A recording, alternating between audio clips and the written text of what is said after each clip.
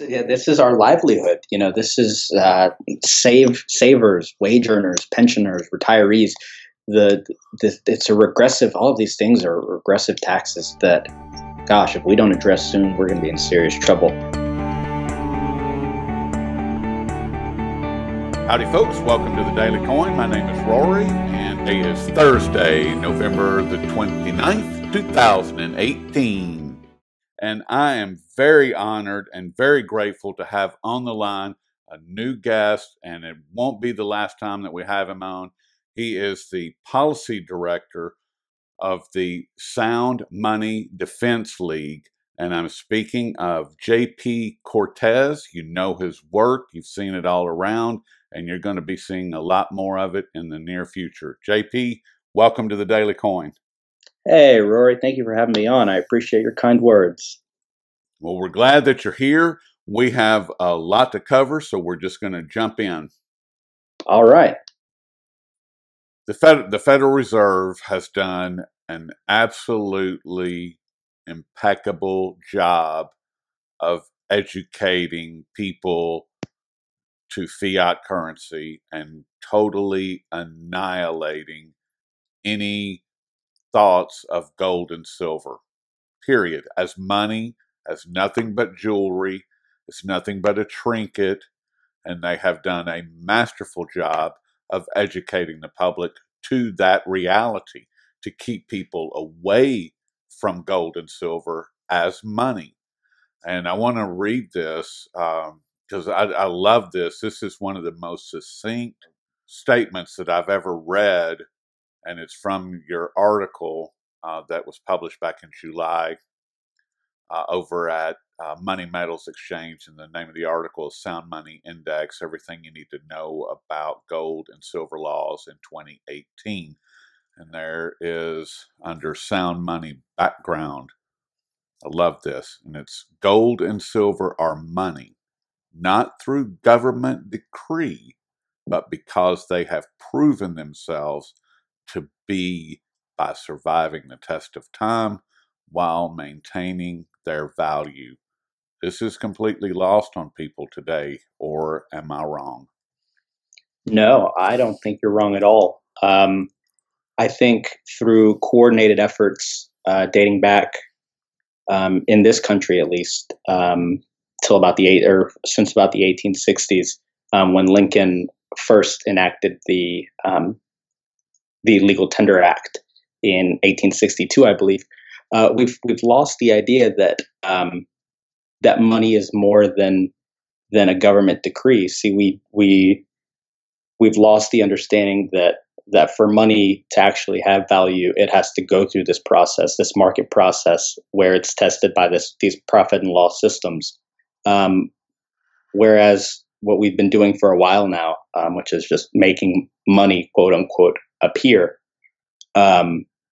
it's a recipe for disaster. It has been a terrible burden on our economy. We've seen these bubbles, these cycles, over and over again. So I think through the re-education, through the reintroduction of gold and silver into the monetary system, however we can best facilitate that process, I'm hopeful that people will begin to understand and begin to learn that these pieces of paper that we've been carrying around in our wallets are merely that, just pieces of paper that we're told have value, and there's more to money than that. Exactly. And seeing the thing is that I don't even like using that word money in regards to the currency that we have, because to me that's one of the tools that the Federal Reserve has used against us, in that they continually have educated people to use this word when that word is an absolute lie in regards to what they're describing. It is a lie. There's no other way to say it, because it's not money. Money is gold and silver, and the reason that they are money, and I'm very passionate about this, because this is how people remain ignorant, is that we have to use the proper language in order to get people to understand what we're talking about. When you're talking about currency, Federal Reserve notes, these are a miniature contract. I mean, if you look at them, or am I, once again, JP, am I wrong? I mean, they look like a miniature contract. If you look at a Western world contract, a Federal Reserve note, the physical paper representation of currency is designed exactly like a contract. Or once again, am I wrong? No, no, I don't think you're wrong at all. I think you're hitting it right on the head. Excuse me. And I think it kind of speaks to, it's kind of this funny thing that government is exceptional at doing. It's kind of newspeak, right? It's almost Exactly. Orwellian. We're conditioned to call this thing money, despite not having any characteristics Right, exactly. of what we know money to be. Whether we're looking at the Constitution, looking at Article 1, Section 10, where we see that it is explicitly said that that gold and silver are money, whether we're looking at economic history, where Mises has said, economist Ludwig von Mises has said that money is the most marketable commodity. Whatever definition you want to use, the debt instruments that we use today, called the Federal Reserve notes, don't fit any of those definitions. Exactly. That's exactly right, and that's why I don't like to use the word money unless we're talking about specifically about gold or silver, because to me those are the only money that exist, and everything else is just a currency, it's just a representation, or in the case of credit cards or debit cards, they're an illusion of a representation. I mean, and then when you get into the cryptocurrencies, they're a mirage of an illusion of a lie. I mean, it's like it just keeps getting worse and worse and worse the further out you go, and it's just like, oh my goodness.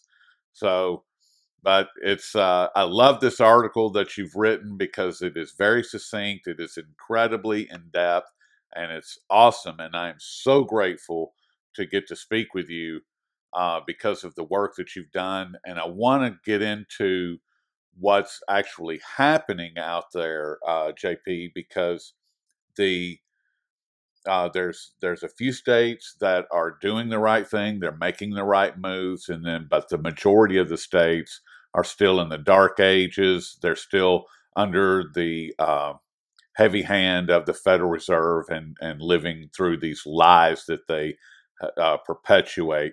And if you could kind of speak to what's going on within the upper echelon of the states, there's three states that are moving in the right direction, and then there's a handful of states that are trying to get it, and but the majority are just completely lost. Would you mind speaking to that? No, no, of course. And I think you paint a more negative picture of the state of sound money in the United States than I would at this point, I think.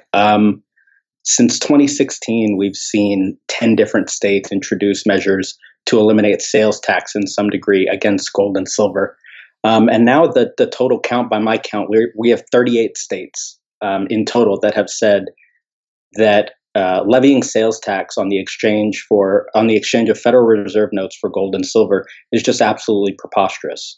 For the same reason that we would all be dumbfounded if someone tried to tax the exchange of a Federal Reserve note for 4 quarters. We're starting to shift to the idea that, wait, gold is money too, silver is money too, and the exchange of Federal Reserve notes for money shouldn't be a taxable event. Exactly. And as states start to realize this, we're seeing other taxes also start to come into the fold. We're seeing just in the last few years, Arizona and Wyoming have eliminated the income tax on any gold and silver holdings. Excuse me. And this upcoming year, we have some projects coming up. We have West Virginia, for example, Tennessee, just to name a few states that are planning on introducing measures to eliminate this sales tax. And this is, I think, how the conversation gets started. I think Utah was obviously groundbreaking in 2011 yes. with that Legal Tender Act, and from there, the ball has really started rolling. With Arizona and Wyoming following suit here in the past few years. Wyoming, for example, is planning on introducing. They're planning on introducing a bill in Wyoming this year to change the allocation of the pension plans, the state pension plans, and the state reserve funds to include a small portion of that allocation in gold and silver. Because I'm starting to see, and I'm hopeful anyway, that as these measures, as this movement continues to gain steam, states will look around and realize that the ultimate cause here, the ultimate um, perpetrator here is a federal issue. It's the Federal Reserve. It's the Mint. It's take your pick. But even though that ultimately that is the case, there's still plenty that states can do, and they're actually going about doing it. And don't get me wrong, the bureaucratic gatekeepers here don't necessarily want this. That it's in their best interest for people to continue to use the U.S. dollar. But people are starting to wake up to the idea that, wow, maybe our money being depreciated at 2% year over year isn't that great. Maybe there's more to money than this depreciating debt instrument that we're told has value. Exactly, and I would agree with that. That people are waking up to it, and I think that the cryptocurrencies have done a great job of helping to awaken people to that fact. And now they're starting to kind of look around and see what else is going on.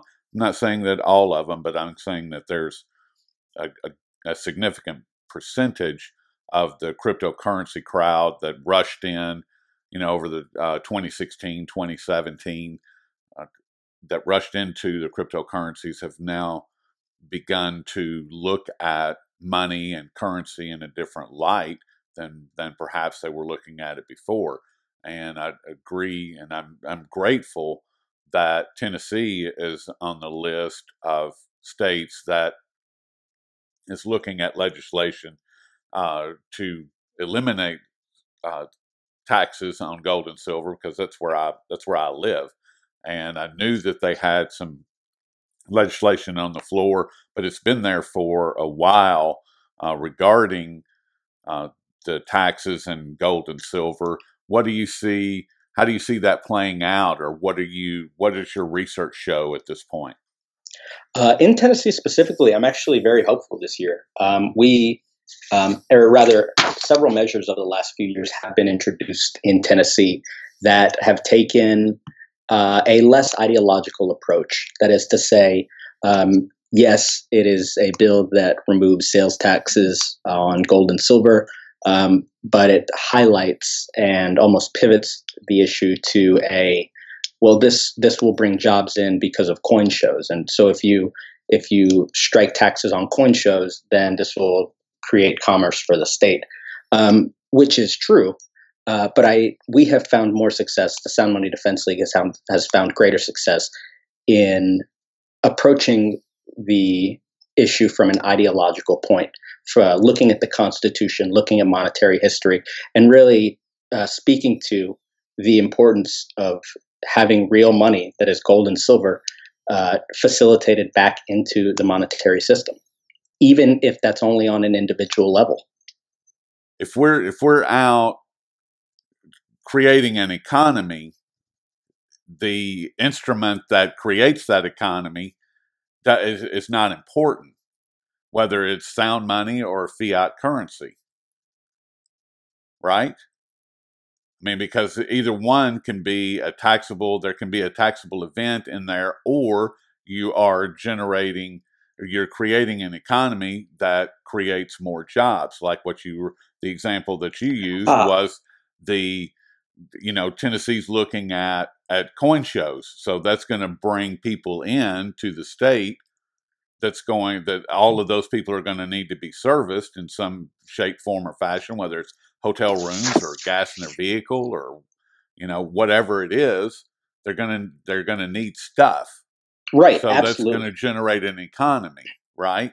Yeah. And that would be great. But as far as the approach, from the drafting of the legislation to the way the argument is presented, generally we've found more success in really kind of harpooning on the constitutional argument. And that has been really helpful in my experience to help politicians and people in the city. That has been more powerful an argument in my experience. And when you take these things can all work in conjunction. You take the coin show argument, and you can take a constitutional argument. You can take the fact that many of Tennessee's neighbors have already stricken sales taxes from gold and silver. So you can talk about, people leaving the state. People in the past, people would leave the state to avoid the taxation on gold and silver. Now they wouldn't have to if Tennessee would legalize real money. Exactly. Which that always gets politicians' attention. They don't want their taxes going somewhere else. They don't want their paycheck. That's right. I want to ask you about the Constitution and the way that the Coinage Act was written, and it clearly states that anything outside of this structure, this gold and silver structure, primarily silver, that it says that anything outside of this is considered counterfeiting. And my argument has been that since 1913, every single employee of the Federal Reserve and every single Secretary of the Treasury and all of their admin, along with the President of the United States, have all been guilty of breaking that law. Or is that wrong? Because that's what it looks like to me. I have never really thought about it like that, but I really love the point that you're making. I think you're absolutely correct. I think that to call the debt instruments that we carry around counterfeit money or fake money, I think is a very apt name for this. I don't think you would be over exaggerating or oversimplifying by calling it that. And I think you can even go back further than 1913, the creation of the Fed and the enactment of the income tax. I think you can go back to Lincoln and the Legal Tender Act here in the United States that said, or that Lincoln, that was passed during wartime as a way to fund the Civil War. And since then, Supreme Court rulings have said that there's nothing in the Constitution that gives us the right to do that. And that hasn't really changed much. There was an original ruling that was overturned that said, it's free season, it's open season on printing. And starting from the 60s, that's when it really started getting bad. And then, in 1913, we took the training wheels off, and we've seen the obvious explosion that we thought we would. Deficit spending, our debt is, reaching what I would have to imagine are unsustainable levels. And as these things continue, I think we're going to be able to look back, and I hope anyway, that history does not treat kindly the counterfeiters. I do too. I hope that they're treated.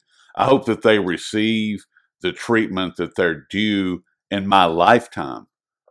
That's that's my hope, is that the original Coinage Act that was penned in 1792, that it comes back to the fore, and that these people feel the full weight of that law.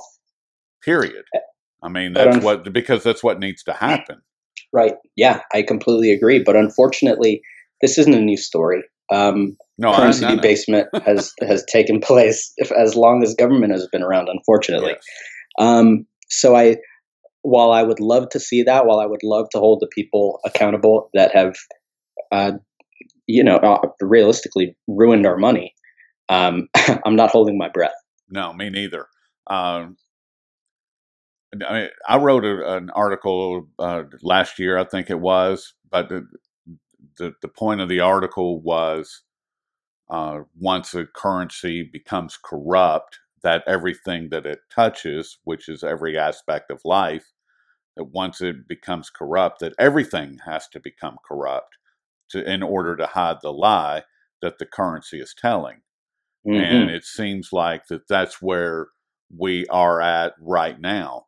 And if you just look around our society in America in particular, saturated in corruption. Mm-hmm. It is absolutely saturated with unlawful acts at every level of society, period. And I personally point to the Federal Reserve Act being passed in 1913. And if it started in 1860 with Lincoln, then that makes it even worse. That makes it all far worse than what I could even imagined. But I can look at that and say, okay, that's where it started, and look at the corruption and how the corruption is built and just continues to fold into our society. Or once again, is that just crazy talk?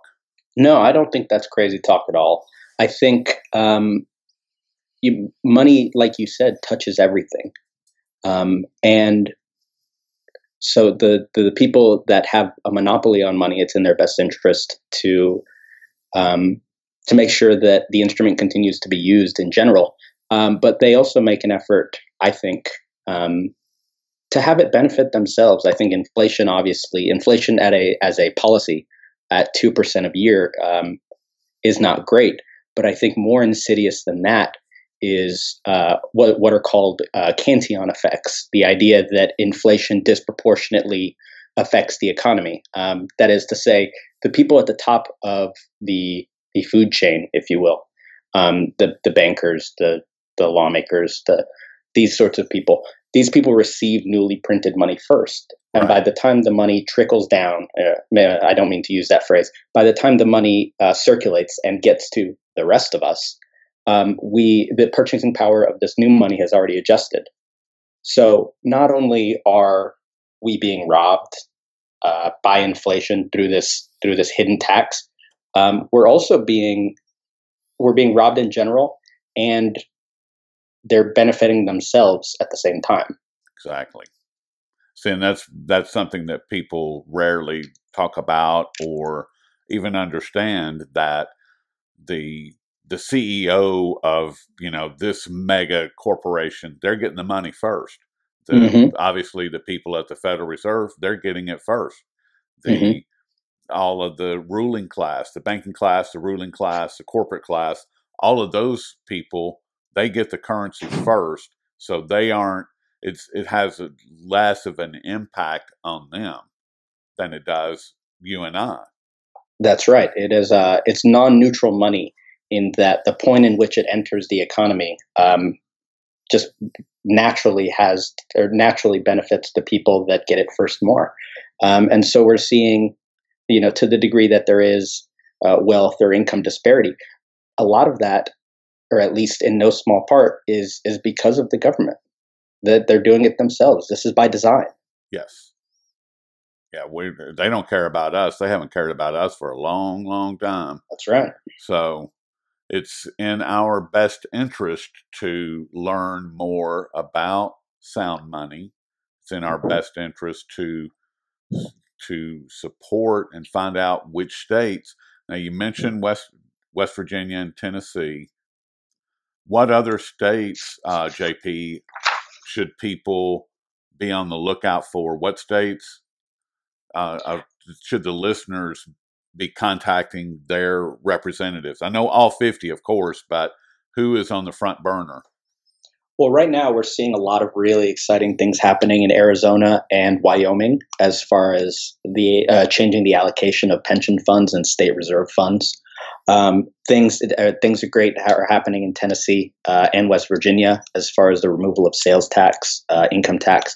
In Idaho, we may introduce a capital gains um, and income tax removal on gold and silver there.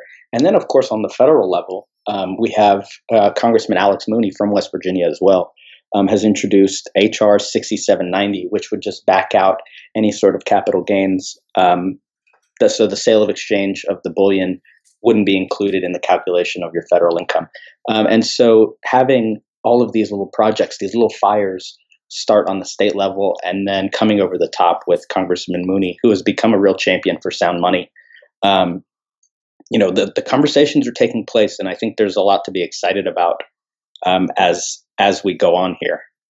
Do you think Trump is going to help Representative Mooney in his efforts? Because, as I'm sure you're aware, President Trump he's a fan of gold. Mm-hmm. Yeah, both President Trump and Vice President Pence made some very promising comments while on the campaign trail, at least, regarding their position on gold, the gold standard. So I'm hopeful. I would love to see President Trump come out in support of something he's already said that he supports. So I haven't personally spoken to President Trump or his team regarding this measure. But I would love to see that, and I'm hopeful that he will come out and support. Are you in contact with Representative Mooney? Yeah, I am. We work closely. We've worked closely on a few measures. He's introduced a gold standard measure. He also took the U.S. Mint to town recently on really a lack of action on a counterfeiting issue that we're seeing. Just massive amounts of counterfeits flooding into China, and the U.S. Mint has done nothing to stop this. And Congressman Mooney came out strong, wondering why that is the case. So it's good to have a champion that understands the importance of the issue, such as Congressman Mooney in Congress. Now, help me and the audience to understand about this flood of counterfeits involving China, because this is new. This is news to me. I'll say it that way, and I feel like I have a pretty good finger on the pulse of what's happening in that regard. Yeah, it was told a little while ago. The Congressman Mooney received a memo with a sample of one of the fakes that have been coming through, and he reached out to the Mint and the director of the Mint specifically, wondering if any action was being taken on the coins that were coming in. They answered the way we would imagine they would, a very perfunctory response that was not very satisfactory and not really addressing the issue. But Congressman Mooney came out again, and he pressed the Mint for action. And it seems the director of the Mint sounded very interested in this. He made it seem like the current director. There was an acting director when all of this started. The current director, whose name escapes me, but it showed a lot of promise. Congressman Mooney spoke to the Secret Service, and there have been cases. This is something that's known, and hopefully now we're waiting on the U.S. Mint to come forward with a plan to address all of this. That'd be good, because that's something that we don't need. And I presume these are silver eagles or gold eagles or both. That's right. Don't need that. That's the world's most popular silver coin. Yeah, gold eagles that you have coming in through the border and being sold for a quarter of the price. So we'll see. Hopefully the attention that Congressman Mooney has brought to the issue will strike some action. That's disturbing. I'm happy to send over some stuff. We've published some things on this as well. Yeah, that'd be great, and then Sure. I'll include them in the video so people can get a look at it, and I include the links in the description box below as well, so we can all be more educated, which is the whole idea behind this. And JP, I mean, what you're doing over at this Sound Money Defense is really something that we need and that people should be supporting. And what can we do to support your efforts in you trying to better educate people to what's happening? Oh, well, I really appreciate that. And I think, I do think it's an important issue. It's something I'm really passionate about and something I'm really glad to be working on. We regularly publish content that I hope that you and your listeners will continue to read and share. we regularly work in states throughout the country. So if you are in one of the states we're working in, we would love your support as far as mobilizing and reaching out to your representative or your senator or your delegate, depending on the state, and urging them to support the bills or to vote yes on the bills that we introduce. We are on Twitter and on Instagram at SoundMoneyDef. You can follow us. I hope that you do. I don't know, continue to follow us, continue to share our things, the literature that we're putting out. I think that's about it. Now, when you go into a state like Tennessee, do you make any kind of an announcement regarding that? I mean, is there a way? So, say you've got a meeting with delegate from state of Tennessee. You're going to be here in 3 weeks' time. You're going to be here on January 8th. I don't know, just picking a date. You're going to be here on January the 8th, 2019. Is there a way that you could make that announcement to let people know in that state, or do you do that, or how is that handled? Yeah, we have a members list on our website, on the Sound Money Defense League website, that you can sign up for, and through there is where we send. Many times it's localized. So, for example, if you sign up in Tennessee, you wouldn't be getting alerts about urging you to call your congressman in Wyoming or your state senator in Wyoming, for example. So there's a newsletter that you sign up for our email list on the site. And there we send any sort of mobilization alerts that we might have. Something like the bill has reached the governor's desk. We need you guys to urge him to sign it now. Asking for help, asking for support, putting the pressure on politicians and really holding their feet to the fire to help them to make them realize that the people are wising up to this shell game that we've been playing with our money. Exactly. Because if we don't tell the people that are doing it right now, then we can let them know that if they're not going to do it, we got somebody that will. That's right. So it's in their best interest to, I don't know, represent the people. It's a novel idea. Strange concept. We seem to have lost sight of that. Well, it seems to be coming back to the fore. I'm glad that I'm happy to say it's the lies and deception that go along with it seem to be fading into the background. At least I hope, anyway. And that is the hope. Yeah.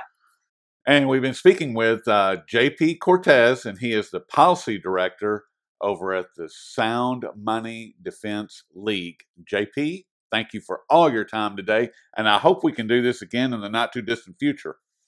Rory, this was such a pleasure. Thank you so much for having me on. I look forward to chatting again soon. Thank you so much.